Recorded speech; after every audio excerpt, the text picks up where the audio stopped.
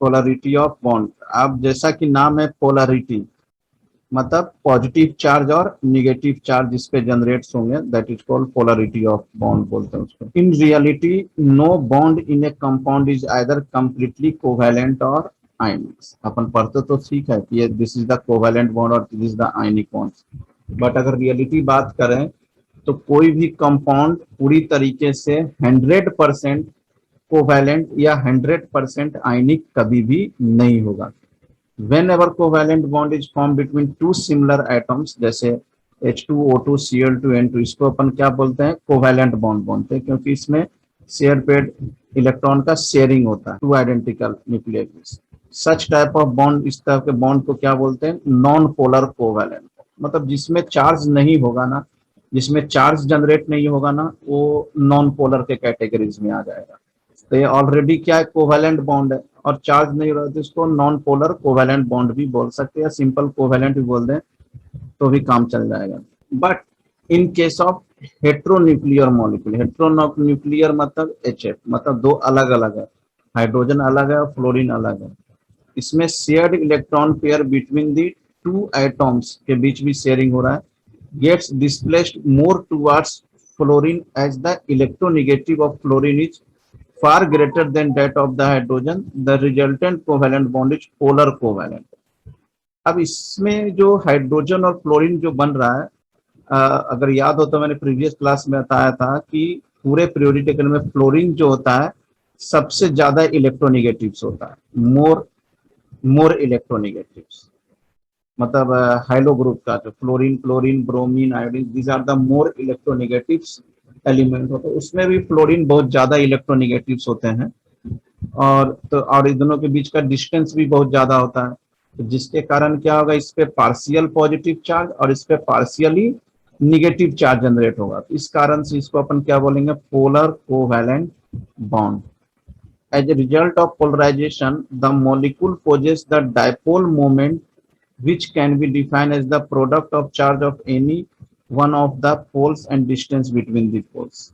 मतलब ये दो चार्जेस के केस आ गए ना, तो चार्जेस के केस आ गए तो कुछ इस तरीके से, अगर मान लिया Q1 है और Q2 है, या एक Q है और एक Q है, पॉजिटिव चार्ज और एक निगेटिव चार्ज है, जैसे द पॉजिटिव और निगेटिव, और इसके बीच का डिस्टेंस L है, तो डायपोल मोमेंट की बात करेंगे तो Q इंटू L होगा, these are the dipole moment, charge and distance between the charges, L बोले या D जो भी हो, this is called dipole moment. तो डायपोल मोमेंट अभी मैंने बताया, charge, product of the charge and distance between the charges is called dipole moment. और डायपोल मोमेंट की यूनिट क्या होती है, याद रखना, डीवे। 1 dB इक्वल टू कितना होता है, 3.33 into 10⁻⁻30 coulomb metre. Charge into distance है ना, चार्ज की यूनिट कूलम और डिस्टेंस की मीटर, या 1 इंटू 10⁻18 इलेक्ट्रोस्टैट यूनिट भी बोल सकते हैं।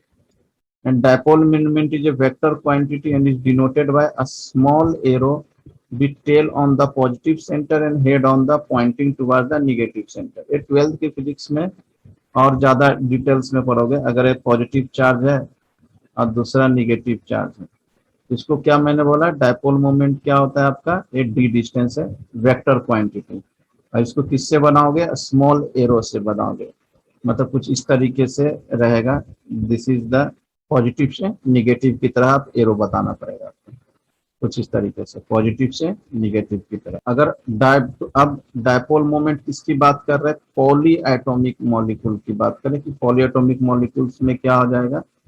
अब पॉली एटॉमिक मॉलिक्यूल के केस में क्या होगा कि dipole moment not only depends upon the individual dipole moment bond, only depends upon the individual dipole moment bond known as the bond dipole, but also at the spatial arrangement of various bond into molecules. मतलब अगर poly atomic की बात कर रहा है, मतलब इसमें एक एटॉम पॉली एटॉमिक की बात कर रहा है, जैसे N2 Cl2 O2 poly atomic की बात कर रहे हैं, तो उस केस में क्या होगा कि डायपोल मोमेंट केवल dipole moment not only individual, dipole moment केवल इंडिविजुअल पे डिपेंड नहीं करेगा, बशर्ते इसमें एटम मॉलिक्यूल्स की अरेंजमेंट पे भी डिपेंड करेगा कि भाई वो उसका अरेंजमेंट कैसे क्या है। अब जैसे पॉलीएटॉमिक्स, जैसे H2O की बात कर रहे हैं, दिस इज द पॉलीएटॉमिक्स मॉलिक्यूल्स। अब इसमें अगर आपको डायपोल मोमेंट निकालना है तो HO के बीच इधर भी निकलेगा और इधर भी निकालना पड़ेगा। तो दोनों का क्या करना पड़ेगा, एवरेज निकालना पड़ेगा। दोनों का एवरेज निकालोगे तो ओवरऑल मॉलिक्यूल का आपको डायपोल मोमेंट निकलेगा। जैसे BF3 का, दिस इज द BF3 का अगर डायपोल मोमेंट निकालना है, CO2 मॉलिक्यूल का डायपोल मोमेंट, इसके लिए ACO के लिए निकाल लो और ACO के लिए निकाल लो, दोनों का एवरेज निकाल लो। कुछ स्पेशल केस है डायपोल मोमेंट, जैसे अमोनिया के केस में, और ये है NF3 के केस पे डायपोल मोमेंट। तो अमोनिया के केस में रिजल्टेंट डायपोल मोमेंट ये हो जाएगा, और NF3 के केस में दिस 0.80 इंटू 10 - 30 कूलम मीटर, ये याद रखना पड़ेगा आपको। अब फ्लोरीन, अभी मैंने बताया था कि हैलो ग्रुप्स में फ्लोरीन सबसे ज्यादा इलेक्ट्रोनिगेटिव है, तो fluorine is more electronegative than hydrogen. It is expected that dipole moment ammonia का क्या होगा, NF3 से ज्यादा होगा। तो रिजल्टेंट मोमेंट क्या होगा, नाइट्रोजन हाइड्रोजन बॉन्ड के लिए अगर बात करें, नाइट्रोजन और hydrogen bonds add up to the bond moment of the lone pair का भी ऐड हो जाएगा। तो where is that of the 3NF bond partially cancel moment of the lone pair से कैंसिल आउट। कुछ क्वेश्चन देख लेते हैं। Which of the following molecule will have zero dipole moment, किसका किसका डायपोल मोमेंट जीरो हो जाएगा, this CO2, CCl4, BF3 and BF2। क्योंकि अगर मैं BF3 की बात करूं, BF हाइड्रोजन 5, बोरॉन का 5, मतलब क्या हो जाएगा 2 3, तो 3 का 3 पूरा बॉन्ड पेयर में इंक्लूड हो जाएगा। और BF2 की बात करें, CO2, अभी मैंने इसका स्ट्रक्चर पीछे बताया था, वहां से भी आप देख सकते हो कि डायपोल मोमेंट जैसे C था, double bond O, double bond O, तो इसको कैंसिल आउट कर देगा, ये इसको कैंसिल आउट कर देगा, तो इसकी डायपोल मोमेंट भी जीरो। H2O का नहीं होगा क्योंकि ये बॉन्ड इधर है इधर है, ये कैंसिल आउट करेगा नहीं, तो H2O का तो होगा ही नहीं। CCl4 का भी हो जाएगा क्योंकि कार्बन का 4 बॉन्ड होता है और 4 क्लोरीन होता है, तो इसको कैंसिल आउट कर देगा, इसको कैंसिल आउट कर देगा, ये इसको कर देगा और ये इसको कर देगा, तो इसकी भी एक जीरो हो जाएगी। इस तरीके से आप फाइंड आउट कर सकते हैं। अब right the decreasing order of dipole moment among this, dipole moment का डिक्रीजिंग ऑर्डर करना है, मतलब ज्यादा से कम की तरफ आपको डायपोल मोमेंट अरेंज। अगेन वही तरीका है स्ट्रक्चर से। अगर इस कार्बन की बात करें तो 3 हाइड्रोजन है और 1 क्लोरीन है। यहाँ बात करें 2 हाइड्रोजन है और 2 क्लोरीन। अगर इसकी बात करें 1 हाइड्रोजन है 1 क्लोरीन है, तो इसमें 2 हाइड्रोजन और 2 क्लोरीन है, इसकी सबसे कम हो जाएगी डायपोल मोमेंट क्योंकि एक दूसरे को कैंसिल आउट कर देगा।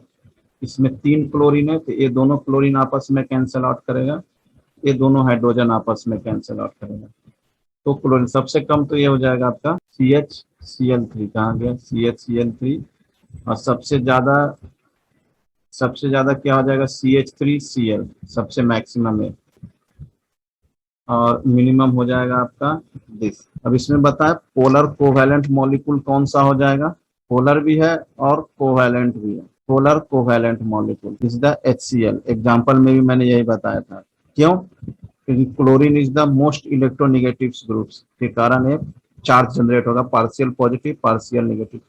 और ये तो होगा नहीं क्योंकि these are the purely covalent bond होगा। डीवे, ये तो खैर आपको याद ही रखना है, 1 debye equal to 3.33 into 10 - 30 coulomb metre. Which is correct statement इसमें से कौन सा है, मतलब डायपोल मोमेंट अमोनिया का ज्यादा होगा NF3 से, या डायपोल मोमेंट BF3 का जीरो होगा, डायपोल मोमेंट CO2 और CCl4 का जीरो होगा। तो CCl4 का तो जीरो हो जाएगा, CO2 का भी जीरो हो जाएगा, और BF3 का बोरॉन का भी लोन पेयर नहीं है दिस, इसका भी जीरो हो जाएगा। मतलब all of the above answer हो जाएगा, ए भी होगा, ए भी हो गया, ए भी हो गया।